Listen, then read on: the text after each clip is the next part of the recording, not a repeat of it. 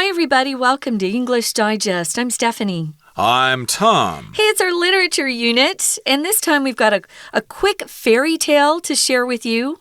I quite like this one. It was set in ancient China, although it wasn't written by a Chinese writer.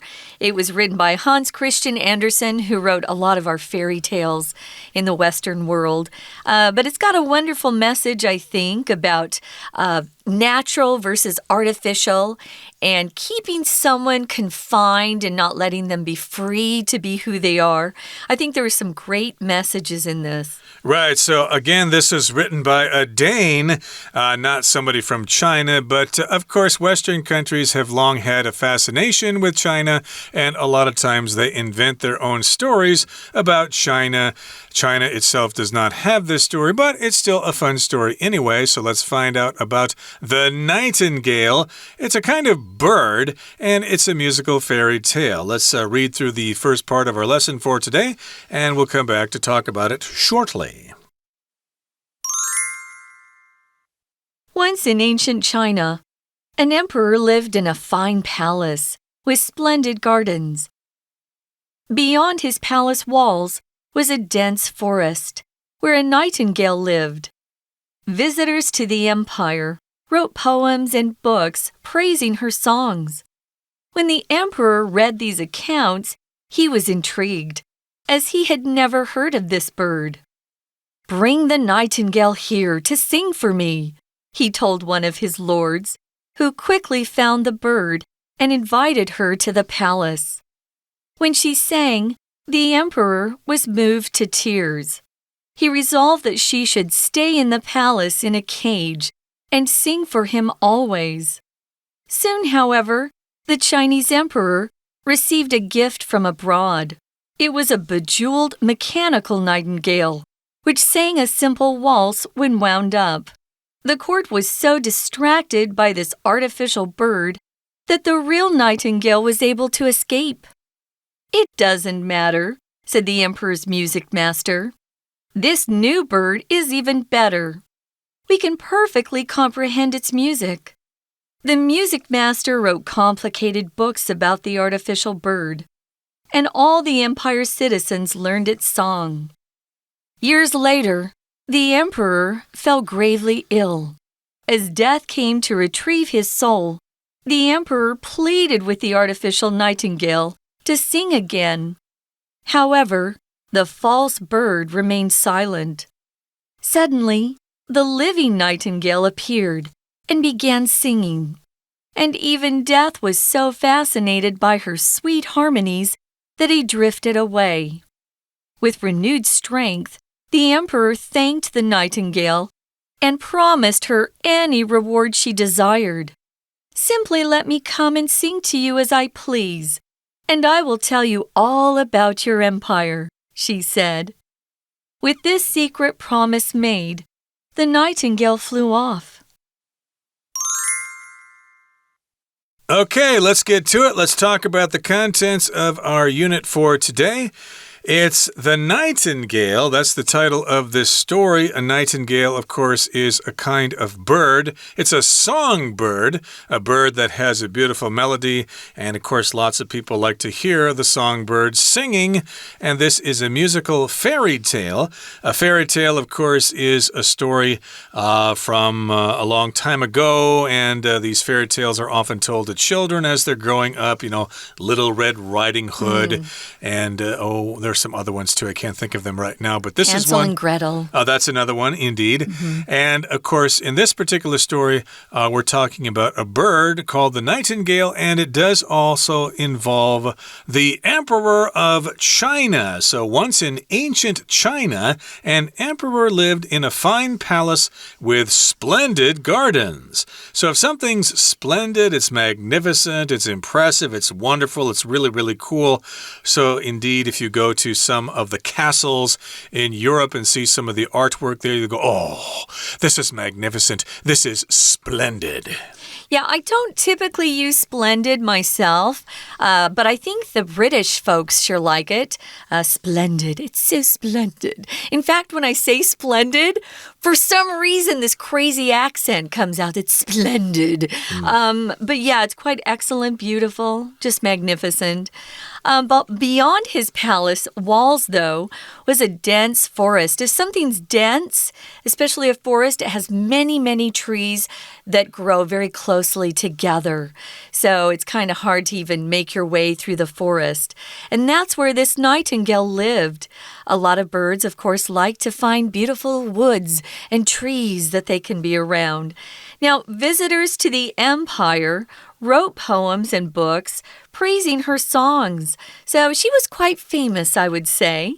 An empire refers to just a connection or a big group of states or countries that are under one single leader. For example, there was the British Empire. They had England and Scotland and Ireland and then India and different islands around the world when they went over and conquered other places. That was an empire. Of course, China had an empire. And they had an emperor, and that's who we're talking about in this particular fairy tale. Exactly. So any country that is run by an emperor is an empire. And people, of course, went to visit this empire. And they were so impressed by this empire that they wrote poems and books. In this particular case, they praised the songs of the nightingale. So yeah, they went to China and they heard this bird and they thought, oh wow, that bird just sounds really, really cool. I've got to write a poem about it, or I've got to write a story or a novel about that. And when the emperor read these accounts, he was intrigued as he had never heard of this bird. So even the emperor in his own country was not aware of the existence of this bird, the nightingale. He read some accounts, which means reports, which would have been those songs and those poems. He read them probably in translation or something, and he thought, I'd never heard of a nightingale in my own country. I'm intrigued. I'm interested. I want to find out more about that. So what did he do? He gave an order. He said, bring that nightingale here. Go get that bird. And I want her to sing for me. And he told this to one of his lords. A lord in his royal... the royal palace royal would court. Be, royal court, would be someone who served him. So one of his lords went out and quickly found the bird. I'm sure she wasn't too difficult to find. She was always singing these beautiful songs, so they would just follow her song. And once they had found the bird, they invited her to the palace. It doesn't say they stole her and put her in a cage and made sure she went to the palace. It says here they invited her and she was willing to go to the palace. Exactly. There's something wrong here, at least with me. It's usually the male bird that sings a lot because they're trying to attract the attention of the females. So here, I would have thought that the nightingale would have been a male bird, but here it says she's female, so okay, that's... Finally, they give the female some great talent. I guess that does not mean... I guess, female birds can probably sing too, even though they're not trying to attract the males. But in this particular case, the emperor was so impressed by the song of the nightingale that he wanted the nightingale to be brought to the palace to sing for the emperor, and that's what he told one of his lords. Again, those are the people in the court, as you said. And when she sang, the emperor was moved to tears. So the bird was singing, and he started crying. Oh, that just sounds so wonderful. I'm moved to tears. We often use that phrase, don't we? When something makes us feel strong emotions. Sometimes it can move you to tears or move someone to tears. He resolved or said, this is what I'm going to do. I'm going to make sure she stays in the palace. I'm going to put her in a cage. And she's going to sing for me always. So this was the emperor's plan. Sadly, of course, that's probably not what the bird wants herself. We're going to find out. Moving on to the next paragraph, it says, soon, however, the Chinese emperor received a gift from abroad. Leaders of countries, whether they were kings or queens or emperors or empresses, they sometimes were gifted beautiful things from other countries wanting to perhaps have diplomatic relations, or maybe they wanted to trade with each other. They would often give the leaders beautiful gifts. Well, he received a gift from abroad.Exactly, from another country abroad, and it was a bejeweled mechanical nightingale which sang a simple waltz when wound up. So if something's bejeweled, that means it has a lot of precious stones on it. The royal crown, for example, is bejeweled. It has emeralds and diamonds and sapphires and stuff like that, and rubies. That would mean it's bejeweled.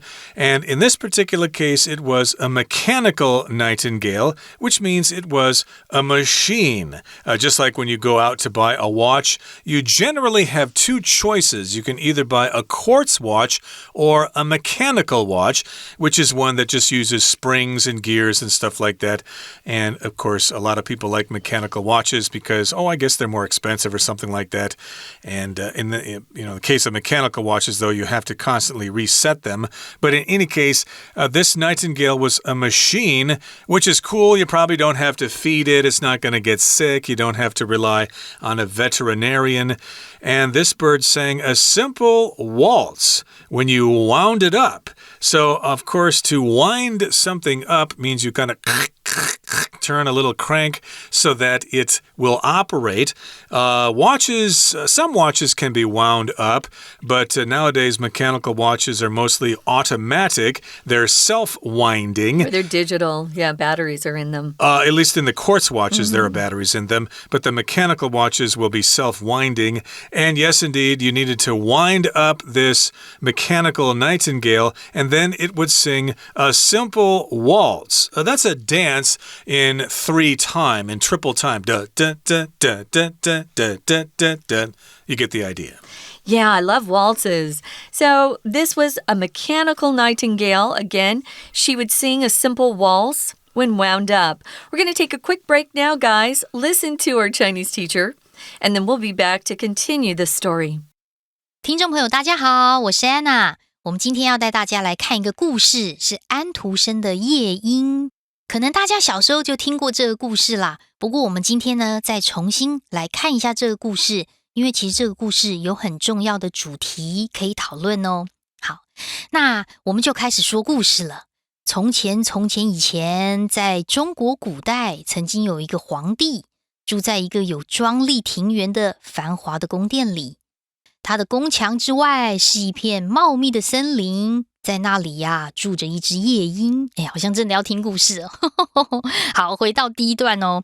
第一段的第二句，请注意一下，我们刚刚说这个茂密的森林，在那边住着一只夜莺。其实它有一个限定用法的关系子句耶。那先行词就是 a dense forest， 就是茂密的森林。茂密森林怎样呢？ where 到句尾先左右括号。Where 指的就是在那边，也就是在这个森林里面。A nightingale lived， 有一只夜莺就住在那里。好，接着故事就说啦，到这个帝国的访客啊，就会写下诗篇跟书籍来赞美他的歌声。当然中文是这样翻，其实英文是一个限定用法关系子句的简化，所以第一段在第三句我们还是要把先行词抓出来。先行词就是 poems and books，就是这些诗篇跟书籍。这些诗篇跟书籍有一个什么特色呢？就是都是在赞美夜莺歌声的作品。所以后面的 praising 到句尾可以左右括号。praising 其实是冠带 which 或 that 跟动词 praise 的过去式。那如果要帮句子简化的话，把连接词冠带删掉之后，剩下的动词直接变成动词 ing。好，那接着故事就再继续说了。皇帝之后就读到这些记载，那深深为此着迷，因为他从来没听说过有这种鸟所以于是他就告诉他的一位诸侯，他说把夜莺带回宫内为我来唱歌。那诸侯就很快找到这只鸟啦，然后并且邀请他到宫殿里。他找了一位诸侯把夜莺带来嘛，那这个诸侯后面带了一个补充说明的关系子句。先行词是 one of his lords， 逗点之后的 who 到句尾可以左右括号， who 指的就是这一个诸侯。那带来之后呢，夜莺就唱歌了，他一唱，皇帝感动落泪，所以皇帝就很喜欢这个夜莺，他下定决心应该要让夜莺留在宫中的笼子里，永远都只为皇帝唱歌。但是不久之后，那个中国皇帝收到了来自外国的礼物，那是一只镶满宝石的机械夜莺，而且这夜莺只要上紧发条，就会唱出轻巧的圆舞曲。We're going to take a quick break. Stay tuned. We'll be right back.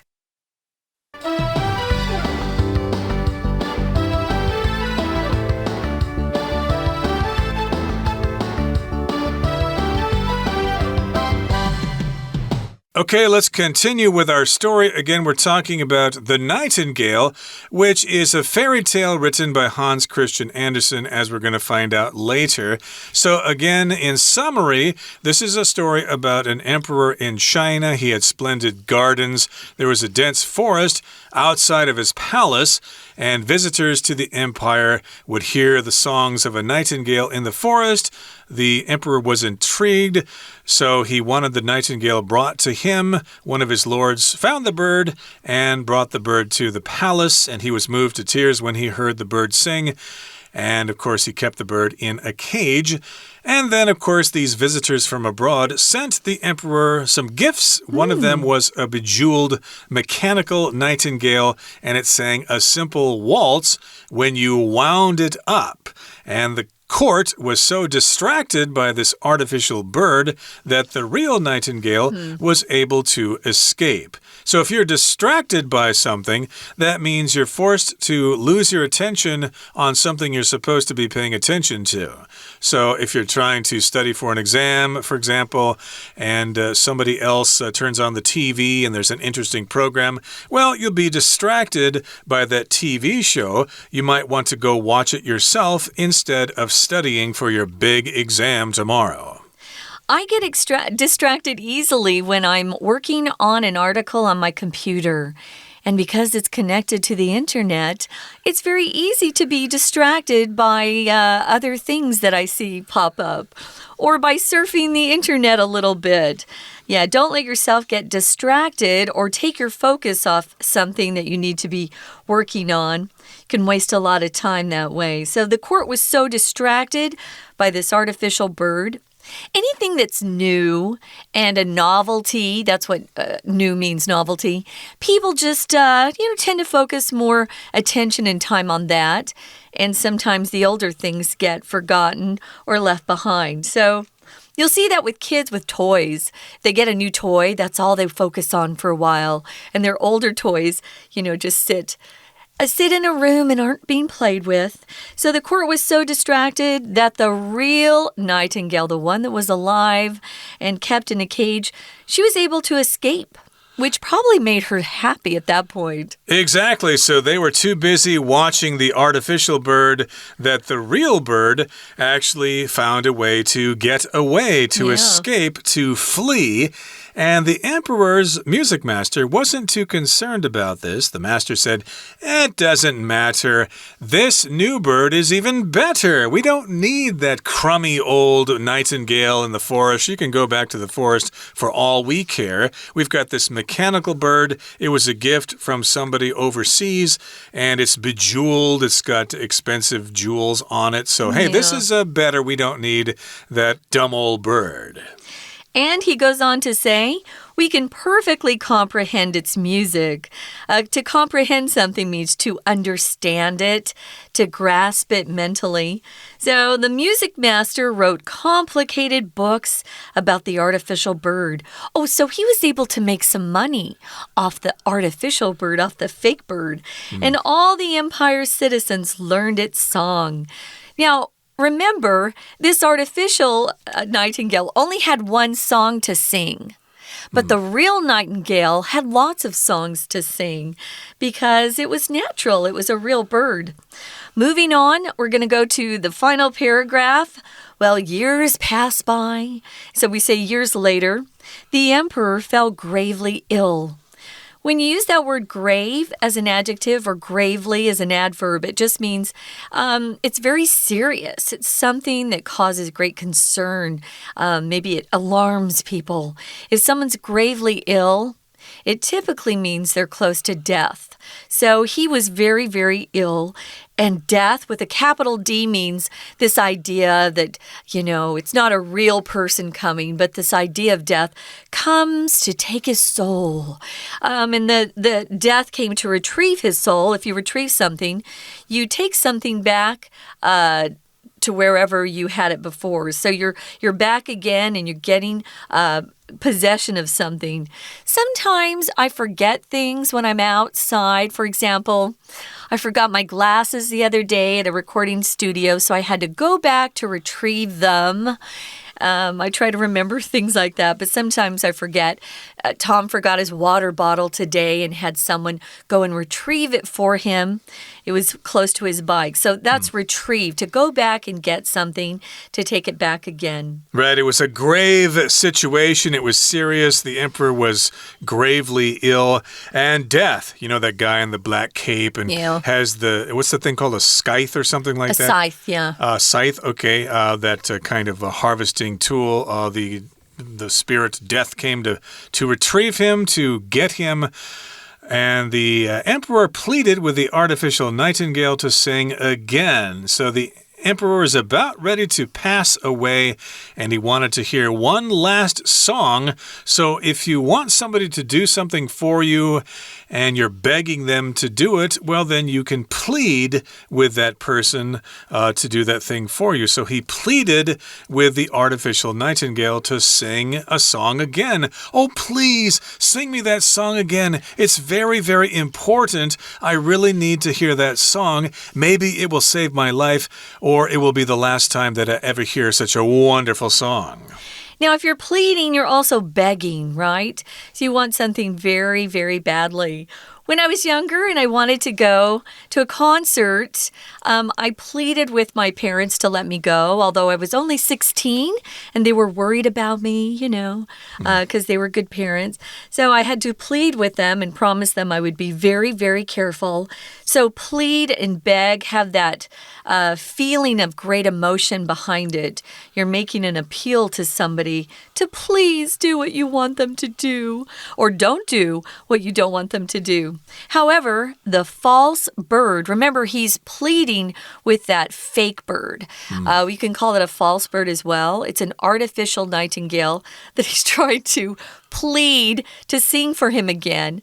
But, that bird's not alive. That bird can't really respond. And suddenly the living nightingale appeared and began singing, and even Death was so fascinated by her sweet harmonies that he drifted away. For some reason, the real nightingale decided to reappear and started singing, and it was such an impressive tune that even Death himself was so fascinated by those harmonies that he kind of left slowly. He kind of drifted away, and I guess he didn't have the strength to take the emperor away. A harmony, of course, is when people sing together and it sounds good when they sing different notes. Yeah, so I could see how Death was fascinated. Her song was so beautiful that he just kind of drifted away. I guess it wasn't time for the emperor to die after all. So with renewed strength, the emperor thanked the nightingale and promised her any reward she desired. He wanted to give her something for singing to him. And he asked her directly, "What do you want? What can I give you?" And she said, "Simply let me come and sing to you as I please." She wanted to come and go. She wanted her freedom. And she says, "I will tell you all about your empire," because she would fly around and visit different places with her freedom. And with this secret promise made, that's when the nightingale flew off. Interesting. So the nightingale became kind of a parrot and was able to talk. I don't think nightingales normally can talk, but this is a fairy tale, and the nightingale gave the emperor a message. And again, the nightingale the nightingale seems to know a thing or two about the empire, and the emperor himself is kind of clueless about that. So I suppose you can all decide whether that's a happy ending or not. And that brings us to the end of our explanation for today. But let's hear now an explanation from our Chinese teacher. 当然，朝廷的重臣一听到这个圆舞曲，真的也很好听啊，虽然是机械的，所以大家就被这只人造鸟迷惑分心，以至于真正的夜莺就从笼子里逃脱了。接下来我们就要看第二段的第3句，其实它这里有一个表示结果的句型，我们先把这句话第4个单字 so 这边抓出来，后面还有一个 that。 so 后面会修饰形容词或者是副词，表示那个形容词副词的程度是如此的，太如何如何。 that 后面加上完整子句，表示某个结果发生，所以它是一个表示结果的连接词 so that。 我们看到的是 so distracted， 如此被分心，以至于真正的夜莺就逃脱了。不过皇帝的乐师就说，没关系啊，这个新的鸟更棒，它的乐曲我们很能够理解，而且乐师还写了很多有关于这个人造鸟的复杂书籍，后来帝国的人民都学会了它的乐曲。不过到了第3段，我们看到故事的结尾了，在多年之后，这个皇帝就病入膏肓，所以当死神要来取他灵魂的时候，皇帝只祈求一件事情，他说希望人造夜莺能够再次唱歌，可是这假鸟却是一声都不吭呢。突然这个时候，活生生的夜莺就出现，开始唱歌。不过因为他歌声真的太美妙了，以至于死神都被他迷惑，然后自己还飘走。又是这个 so that 的句型，所以我们在第3段请特别注意一下第4句的地方，就是跟刚才第2段第3句同样的句型 so fascinated that 后面再加上一个结尾。好，那既然发生了这个事情之后，死神飘走了，皇帝当然就没有死啦，所以皇帝重拾精力，他就向夜莺道谢，并且答应他任何想要的一个奖赏。我们在第3段第5句的地方，首先看到一个 with， 这里的介系词 with 可以表示原因，也可以表示使用，因为有重新得来的力气，或者是用它重新得来的力气都可以。不过后面的 reward any reward 任何奖赏，后面带着一个限定用法关系子句哦。这边先行词的 any reward 先画起来，但是 any 可以特别的圈起来，因为它有一个强调性的意味，所以 she desired 前面所省略的冠带一定只能够用 that。 好，那么夜莺到底想要什么呢？夜莺说，我什么都不要，我只要一件事情，就是只要让我能够自由前来为您唱歌，而且我会告诉您关于这座帝国的一切。最后面我们看一下第3段第6句的地方，第6句中间逗点前面的 as I please 可以特别把它画起来，指的是如同我所高兴，也就是只要我想要的时候，我就来唱给你听。所以夜莺这么说，皇帝也答应了，所以有了这项密约，夜莺就飞走了。以上就是我们今天的故事，我们明天要探讨夜莺这个故事的不同主题。我是安娜，我们明天见。That's it, guys. That's only the first day, though, of our literature unit on the nightingale, a fairy tale that's all about this beautiful nightingale who sings. So join us for our next program. We're going to continue talking about what this particular fairy tale means, what kind of ideas are being communicated in it, and what it might mean to you and me. So we hope you'll have time to join us then. For English Digest, I'm Stephanie. I'm Tom. Goodbye. Bye.